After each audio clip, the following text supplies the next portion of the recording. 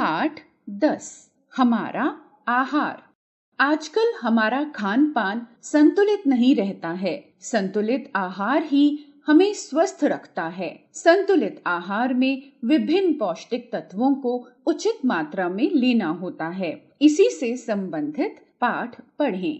रोज की भांति आज भी सारांश शाम को खेलने के उपरांत घर लौटा। कुछ देर विश्राम करके वह माँ से बोला, मेरी प्यारी माँ, आपने खाने में क्या क्या बनाया है? माँ खुशी खुशी सारांश के पास आई।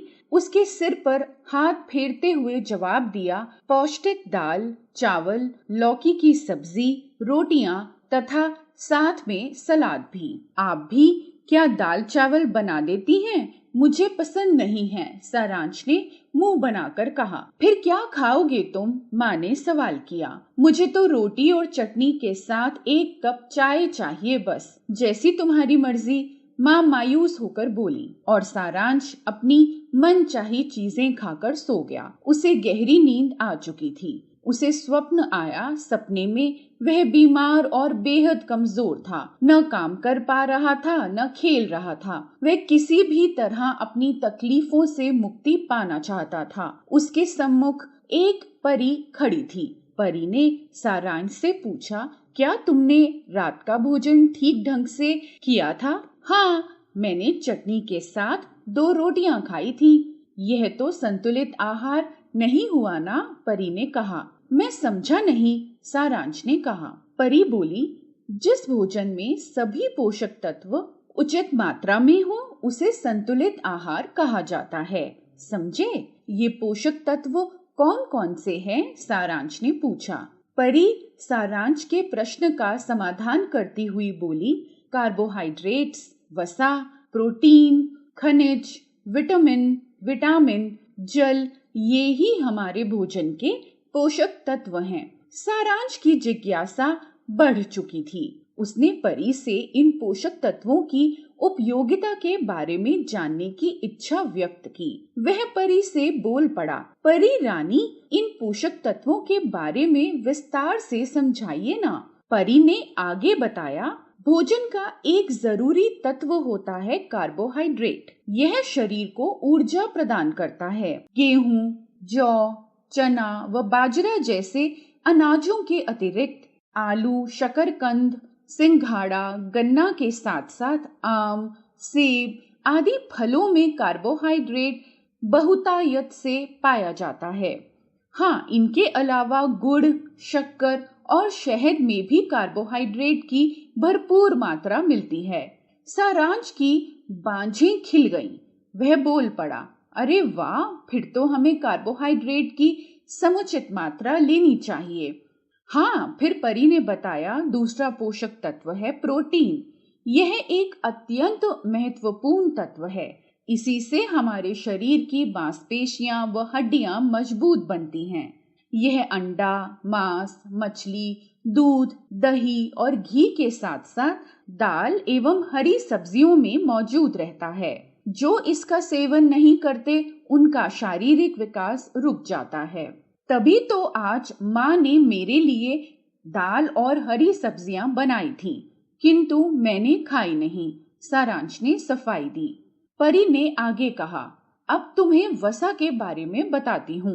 वसा हमारे शरीर में गर्मी एवं ताकत लाती है। यह दूध, घी, मक्खन और वनस्पति तेलों में पाई जाती है। अच्छा, सारांश सोच में पड़ गया। परी फिर बोली, खनिज भी एक आवश्यक पोषक तत्व है जो लोहा, कैल्शियम, सोडियम, फास्फोरस तथा आयोडीन के रूप में रहता है। लोहा हमारे रक्त में हीमोग्लोबिन बनाता है। कैल्शियम दांतों के लिए जरूरी है। सोडियम शरीर की कोशिकाओं तथा ऊतकों की मरम्मत करता है। फास्फोरस हड्डियों की मजबूती के लिए आवश्यक है, जबकि थायराइड हार्मोन बनाने में आयोडीन सहायक है। यह सेब, बाजरा, अंडे, मूंगफली, पालक, साग, हरी सब्जियों सहित दूध, पनीर, केले, मांस व मछली में उपस्थित है। आयोडीन की कमी से तो घेंघा नामक रोग भी हो जाता। सारांश की उत्सुकता और बढ़ चुकी थी। उसने परी से शेष बचे पोषक तत्वों के बारे में भी अच्छी तरह बताने को कहा। परी बोली, अब मैं तुम्हें विटामिन की जानकारी देती हूँ। विटामिन के रूप हैं A, B, C, D, E और K। विटामिन A शरीर का विकास करता है और आंखों की रोशनी बढ़ाता है। दूध, मक्खन, पनीर, हरी सब्जियां, गोभी, टमाटर, गाजर, मूली, सेब, नारंगी, अंडे आदि विटामिन A के विटामिन B हृदय, जिगर, दिमाग, अमाशय और गुर्दों को ठीक रखने में हमारा मददगार है, जो दूध, हरी सब्जियों, मांस, मछली, अंडों, सोयाबीन, अंकुरित मटर में मिलता है। विटामिन C दांतों तथा हड्डियों को मजबूत बनाता है और खट्टे रसदार फलों जैसे संतरा, नींबू, टमाटर, आंवला, मौसमी आदि में पाया जाता है। विटामिन D त्वचा के रोगों को दूर रखता है। यह सूरज की किरणों के साथ साथ दूध, मक्खन, अंडे, मछली के तेल आदि में बहुतायत से मिलता है। तभी तो माँ मुझे कहा करती है कि सुबह स्नान करके थोड़ी देर धूप में बैठा करो। सारांश ने चहकते हुए परी को बताया। हाँ, ठीक कहती है तुम्हारी माँ। ऐसे ही विटामिन E शरीर के रक्त को गाढ़ा करता है। यह पालक, गोभी, गेहूं, जई, सोयाबीन के तेल, दूध, अंडे आदि में खूब रहता है। और विटामिन K का निर्माण तो तुम्हारे शरीर में स्वयं होता रहता है। अब सारांश उठकर बैठ गया और परी की बातों को बड़े ही ध्यान से सुनने लगा। परी ने कहा, जल के गुण तो जग जाहिर हैं। यह कब्ज को हटाकर बीमारियां भगाता है। शरीर की सभी क्रियाओं में इसकी महत्वपूर्ण भूमिका होती है। सभी पेय पदार्थों में जल की मात्रा मौजूद होती है। जानते हो, भरपूर पानी पीना सेहत के लिए अच्छा कहा गया है। हाँ, मैं दिन भर में खूब पानी पीता हूँ, सारांश ने बताया। यह अच्छी बात है, परी ने कहा। अंत में मैं तुम्हें दूध के बारे में बताऊंगी। दूध एक संपूर्ण भोजन है जिसमें सारे पोषक तत्व मौजूद होते हैं।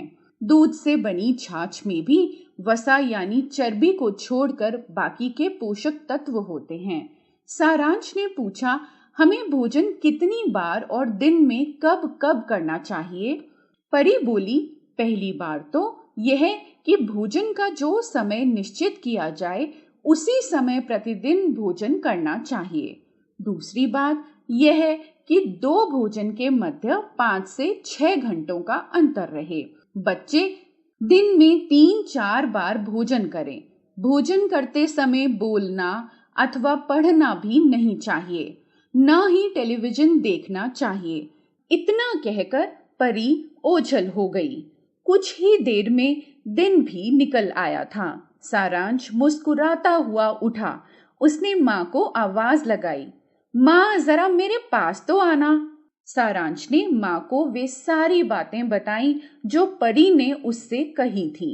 अचानक वह चकित रह गया क्योंकि उसने देखा कि परी का चेहरा मम्मी से बहुत मिलता जुलता था।